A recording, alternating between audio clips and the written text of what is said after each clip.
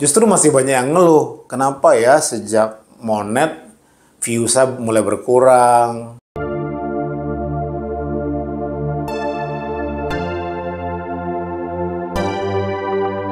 Setelah lama ditunggu-tunggu, akhirnya syarat monetisasi YouTube yang lebih ringan, yang lebih longgar, akhirnya diberlakukan untuk konten kreator di Indonesia. Nah, seperti kita tahu, sebelumnya, untuk masuk ke program monetisasi, seorang YouTuber atau konten kreator harus punya 1.000 subscriber dulu dan 4.000 jam tayang publik, ya.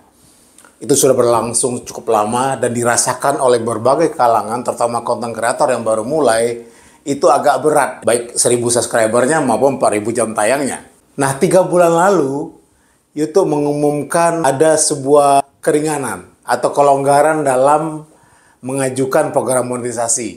Yaitu hanya dengan 500 subscriber dan 3.000 jam tayang. Itu belum berlaku untuk Indonesia, tapi berlaku untuk beberapa negara lain di luar. Nah, sejak pekan ini, syarat monetisasi yang lebih longgar ini sudah mulai diberlakukan untuk Indonesia. Jadi prosesnya adalah dengan memiliki 500 subscriber, minimal 3 upload video, terus 3.000 jam tayang, atau sudah punya 3 juta YouTube Short view. YouTube sudah bisa menyetujui seorang konten kreator untuk masuk ke program monetisasi.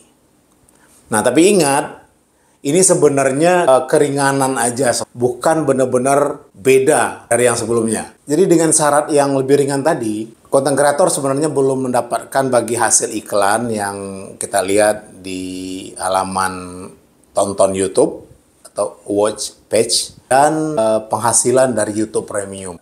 Karena dengan 500 subscriber dan 3.000 jam tayang ini, konten kreator sudah bisa menghasilkan uang, tapi melalui membership dan supers. Jadi kita bisa mengaktifkan membership, artinya fans atau komunitas sudah bisa mendapatkan konten-konten yang eksklusif dan atau berbagai tawaran lainnya, dan fans harus bayar di angka tertentu. Jadi dari situ konten kreator sudah mulai mendapatkan penghasilan, pendapatan atau gaji dari YouTube.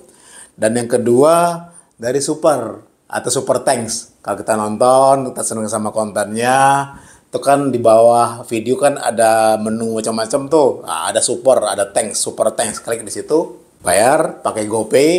Nah, itu bentuk apresiasi penonton terhadap konten kreator. Jika ingin mendapatkan bagi hasil dari iklan, lengkapin dulu. Tambah 1.000 lagi, jadi 4.000 jam tayang dan 1.000 subscriber. Jadi sebenarnya syarat yang lama itu tidak berubah.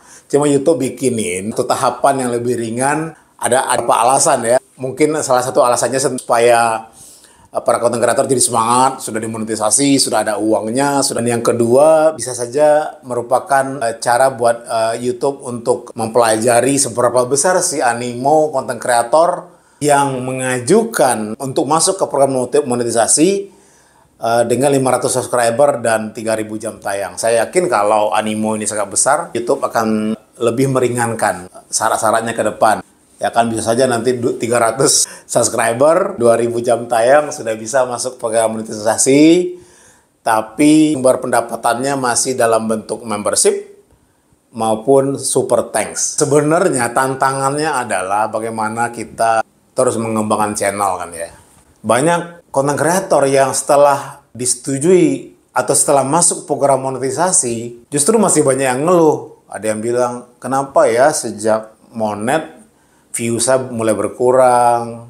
Terus juga bilang, ya ternyata setelah Monet, karena view-nya juga sedikit, dolar atau rupiahnya juga sangat pelan gitu.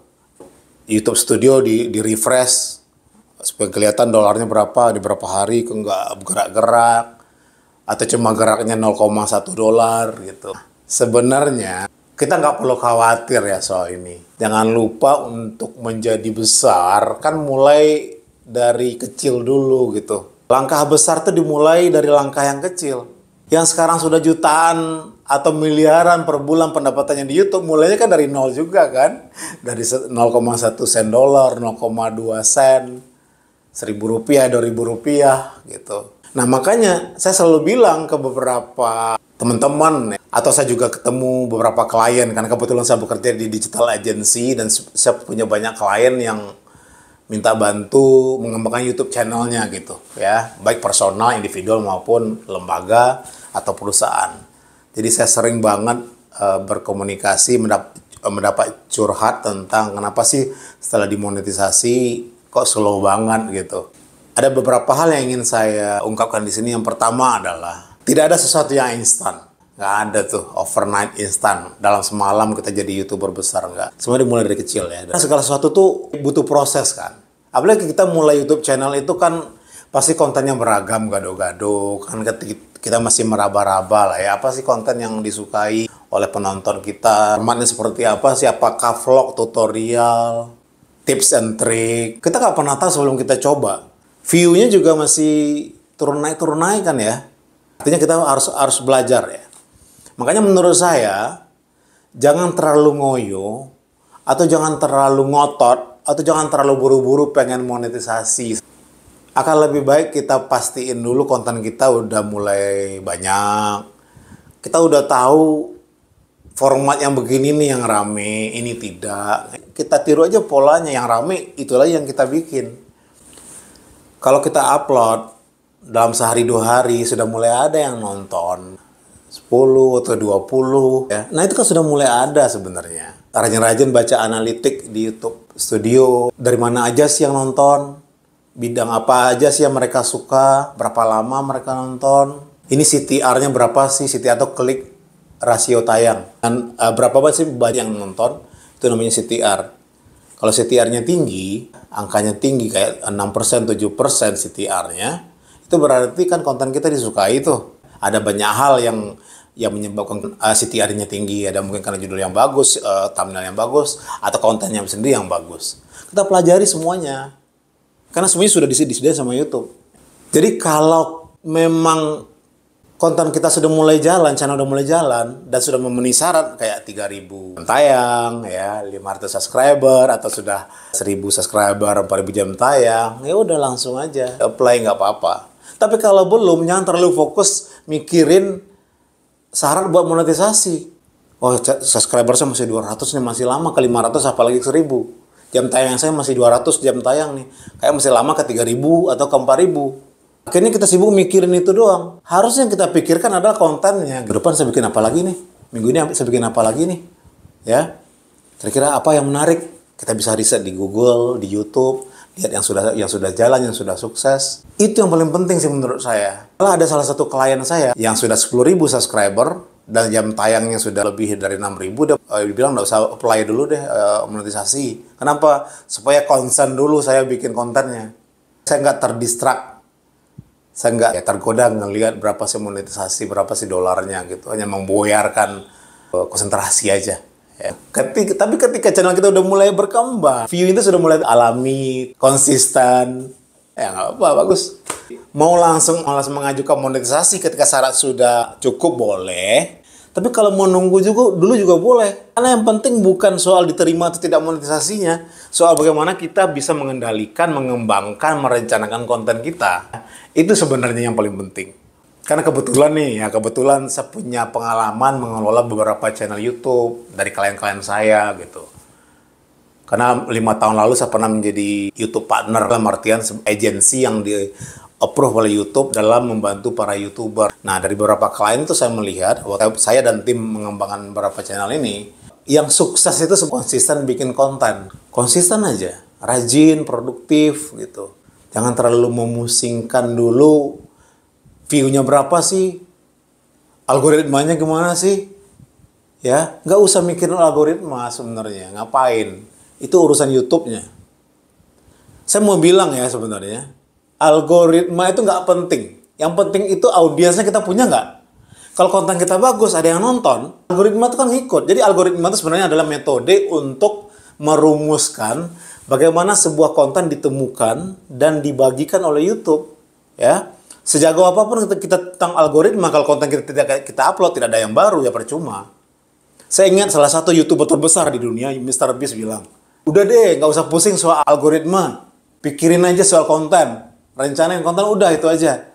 Tidak ada istilahnya algoritma sebenarnya ya. Ini kan dalam bahasa yang lain ya. Yang ada tuh audiens adalah penonton. Kalau kita punya penonton, algoritma ngikut. Daripada kita mikirin algoritma, ngakalin algoritma lah. Bilang kalau begini kita lakukan, algoritma jadi ngaco, jadi ngacak.